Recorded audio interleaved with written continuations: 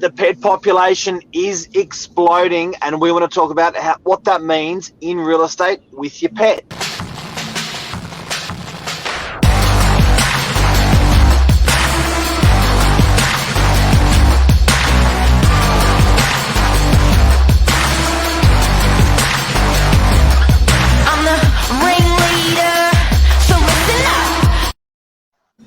Good morning, everyone. Welcome to Morning Minutes. Myself, Michael Bergio, Mark Novak, episode 426.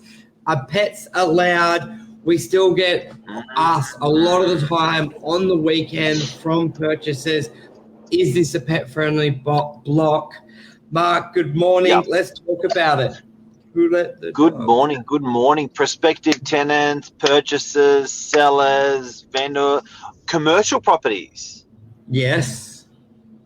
Commercial properties, crazy. Yeah. What's your take, Mr. Bergio? What do you understand that what is happening out there with pets? It's definitely exploding. There's definitely it's on the rise, hey? It is. I was just looking at some data then. There's 4.8 million dogs in Australia, 3.9 million cats. So dogs are more popular, which is no surprise. But Australia has one of the highest pet ownership percentages out there, around 65%. America's, I think, number one with around 69%. So Australians, we love our cats and dogs, even fish. I think there was 8.7 million fish. So they're not going anywhere, Mark. I think probably maybe up until 8 years ago, I don't want to say tenants were frowned upon, but it was almost like the black sheep, just like, no, we don't want pets. Well, who would have a pet? But I think now everyone's just faces it, embraces it. Basically, everybody has a pet. It's like a second child, and all the data shows pet ownership is on the rise. So it's one of those things. It reminds me of like EFTPOS in shops. You basically jump on the train, otherwise you're going to miss the train. So why are people having more pets? Just out of interest, just I don't know why. Why? I think people want companionship. People are lonelier.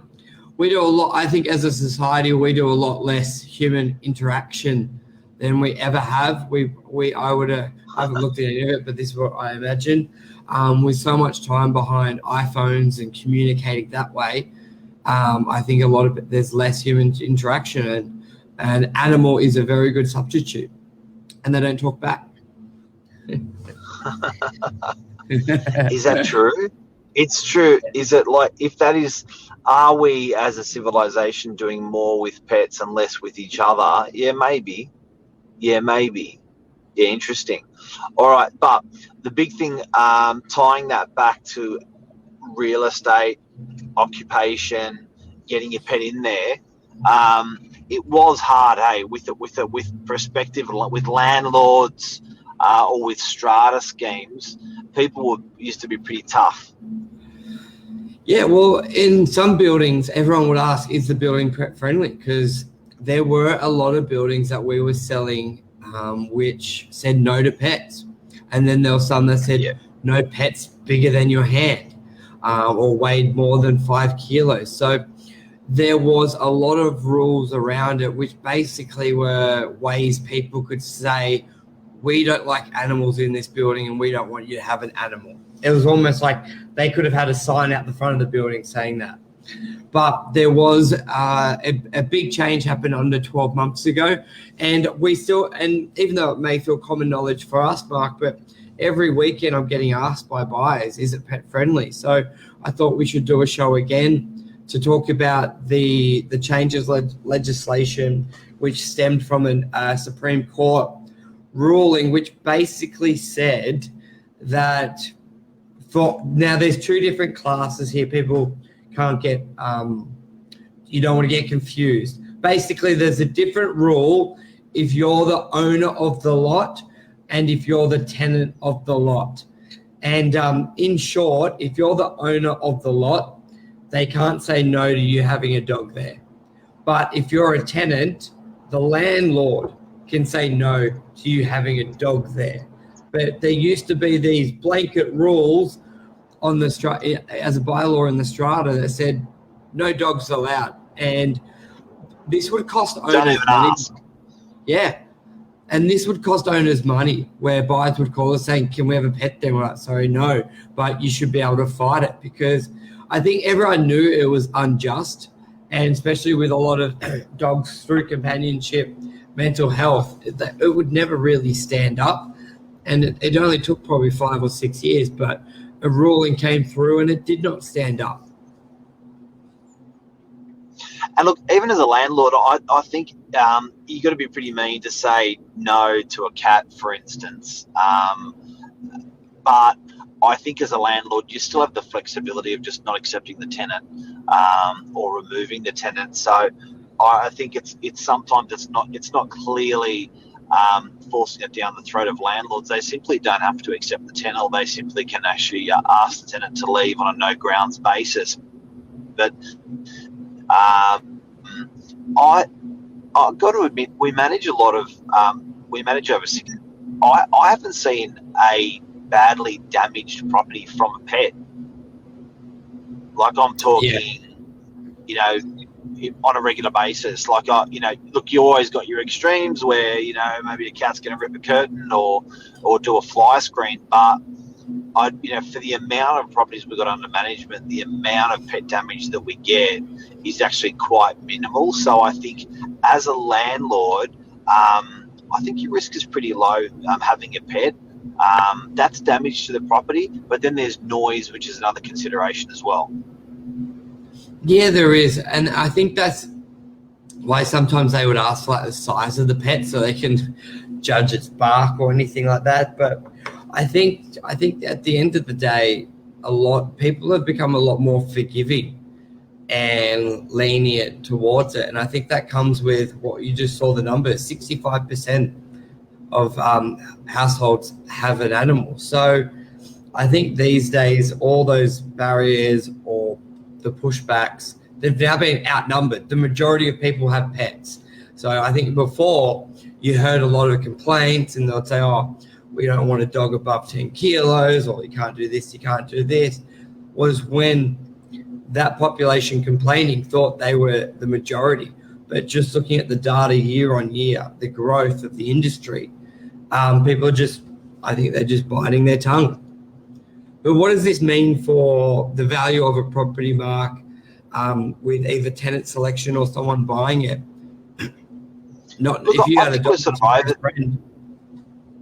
I reckon we're over that hump now, where, you know, it was putting a downward pressure sometimes on values, or an upward pressure on values for rent, or even for sale sometimes. But I think now that we're 2 and 3 households, and I think now there's this passing legislation, there's this acceptance, there's this reasonable attitude that people are having towards pets and towards noise of pets.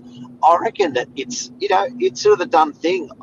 I used to hear people paying $30, $50 more for a pet. Not really these days. Yeah. So why do you think buyers are still asking us? Do you think there's still strata companies, strata buildings still enforcing it? Or do you think it's because they love their pet? Yeah, they just want to be safe than sorry. Is little Johnny going to be okay? I think it's an endearing question, and it's a security blanket that they just want to know. And I honestly think they'll probably be asking for a long time, because it's a big thing. And I look at we've got a dog, and I look at the role our dog plays in our life. It's pretty big. Do you know what I mean? Like, and I think knowing that everything's going to be okay, even if it's an obvious question, I think people still like asking it. They want to make sure it's all okay. But it's also a lot of people, they may not move every 5 years. So last time they were looking at it's almost like when you're doing something, that's when all the memories come back. So they start looking for property, and then all the questions they used to ask just pop into their head. and they probably would have known back then. Everyone was saying no pets allowed, no pets allowed. So they come back in the market and they're like, oh, can we have pets? They're obviously not following it as closely. Yeah, it's true. But I reckon that's pets for today. That's it. Any questions? If anyone's got any questions, throw them at us.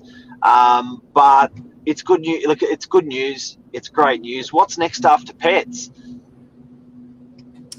What do you reckon people are going to be worried about in strata schemes? Smoke. There's smoke drift, which is people smoking on balcony. That's pretty much been stopped out.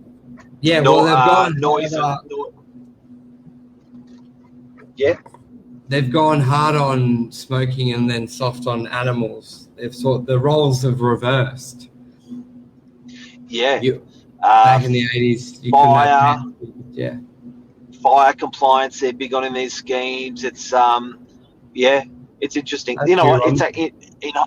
It's actually good to see. It's good to see people loosen up a bit, even if it is with pets. There's just so much legislation and law out there, and you can't bloody fart without getting in trouble these days. So it's nice, it's nice to see this sort of stuff, being approved and making people's lives better in strata schemes. What's Lisa Novak saying? Yeah, businesses run from units. This would be an interesting one as well. Running a business from your apartment or your house. I think, that's a good topic. That's a good topic. Try to fight that one in COVID. Try to fight that one after COVID. Fat chance. Yeah. Alrighty. That's a wrap. We'll be back tomorrow morning. Yeah. Okay. Well, that's interesting, that one. Yeah, they got me thinking. Good one, Lisa. Yeah. Alrighty. See everyone tomorrow morning. Bye, everyone.